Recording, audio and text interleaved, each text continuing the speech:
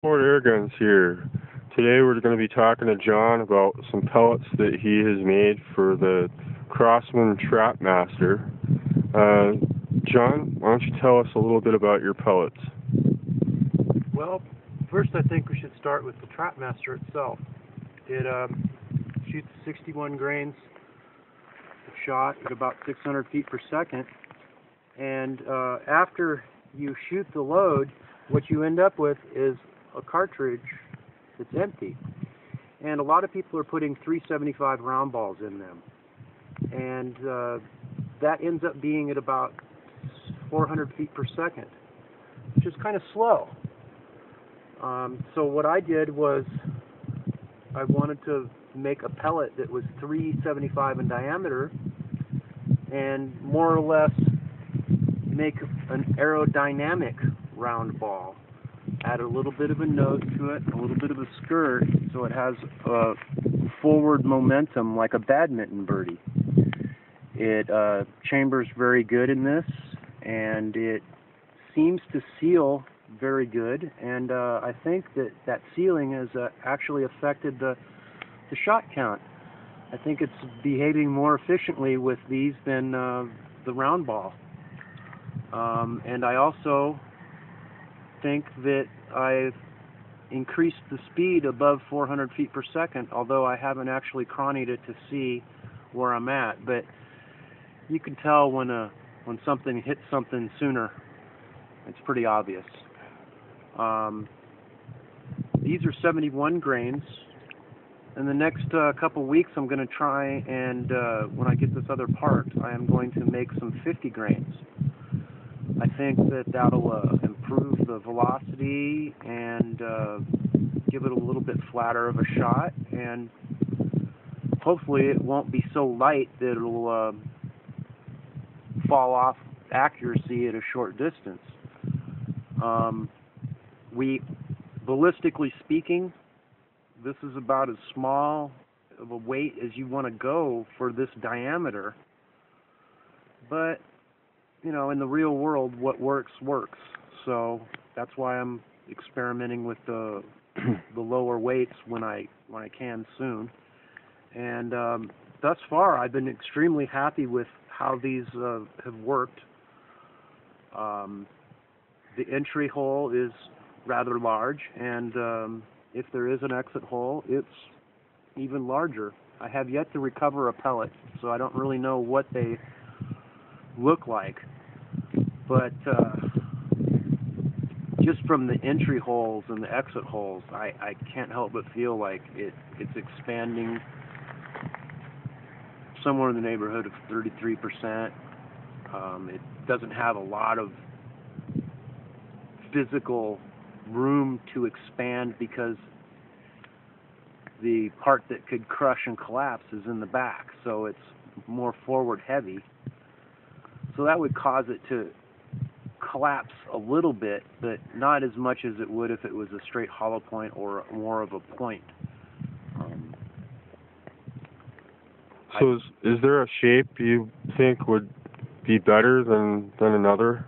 Well, the next ones that I'm going to do are going to be a half dome, but I don't know how much lighter weight I can make the half dome, because if you take this shape here and you turn it into a half dome, you've added more lead just due to its physical configurations.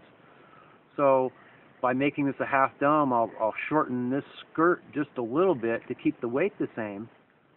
But again, then I'm entering a ballistic area where the cross section is wider than the length. And if this was going down anything other than a smooth bore, it would pretty much twist out of accuracy just due to extra spinning imparted.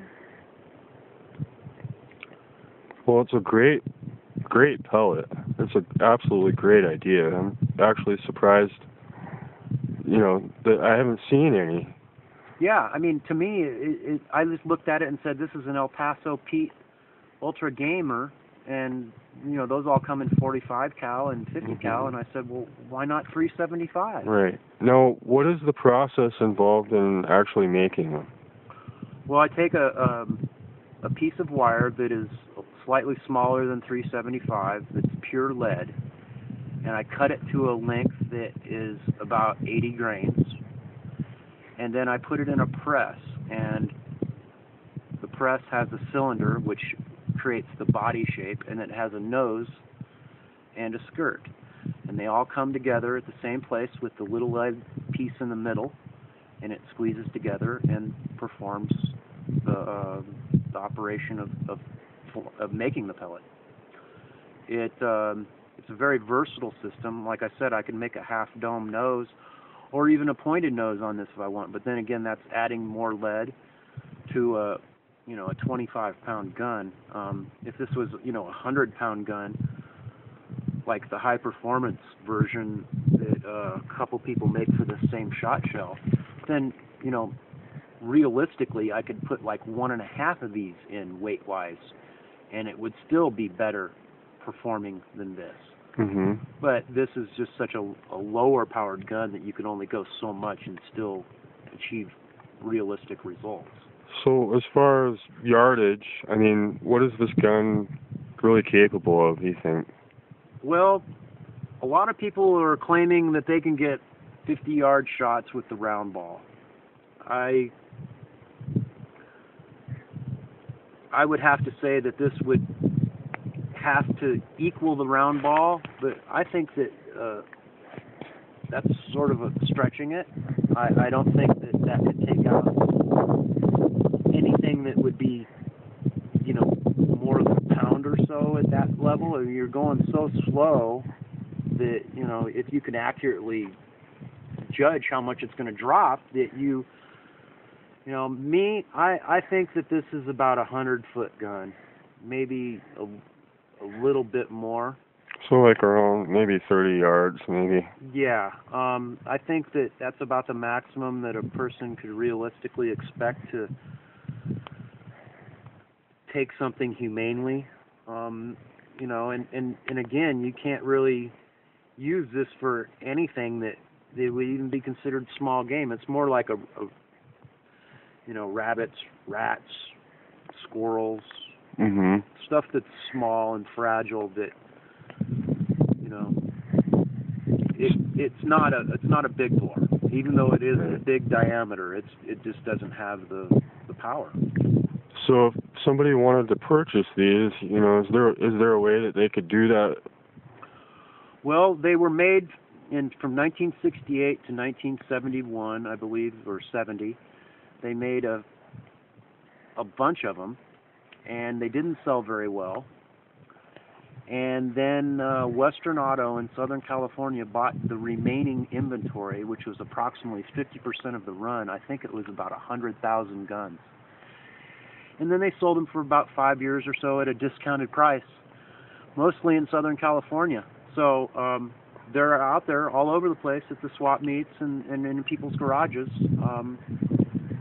And probably half of the ones out there are in Southern California. I fell in love with it as soon as I saw it. And what's the deal with the stock removed? Well, I have a shorter barrel that I put on it, and I wanted to have a super quick handling gun to hit rats on the move with the shot shell. And it works really good for that. So it just makes it easier to move. Yeah, it swings easier. It doesn't aim quite as easy as something with a shoulder stock, but yet handling it and swinging it and pointing it, it's much easier. It's almost like using a handgun two-handed.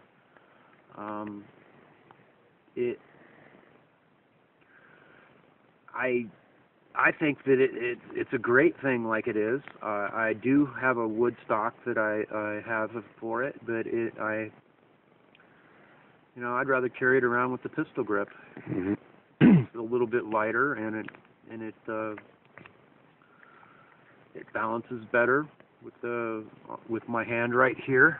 Yeah, well, it's a great gun. Like I said, I did get the stock for it.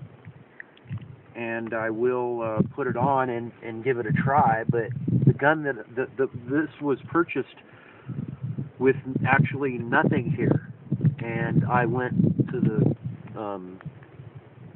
local store and bought a pistol grip for a Mossberg, and then shaved on it with my routing bit. Yeah, it looks like it's a pretty good fit. And I had to buy a different bolt because of the three that were supplied. You know, the one that the thread fits was too long, and the one that the thread didn't fit was the right length. So, you know, I had to walk in and say, I need this and this length, and I figured it all out and got it on there, and I'm really happy with it. Another thing that I did was, it originally comes with just this bead right here. So I put these two fiber optic? Yes, they're from they're Allen turkey sights, what they are, and they just clamp right onto the 5/8 rail. Oh, that's great. And I had a hard time finding something that would fit onto a 5/8 rail without the grooves, the slots that are normally on the rails of shotguns. This was one of the few that I found that didn't. And I love it. It's this. I mean, it's basically a stock gun except for the sights and a little bit of internal modifications in the pistol grip. And I did put a Velcro piece right here for a switch when I clamp a flashlight right here. So if somebody wanted to purchase these pellets, is there a way that they can contact you? Yeah, if you want to get some of these pellets, it's johninthecamper15@gmail.com.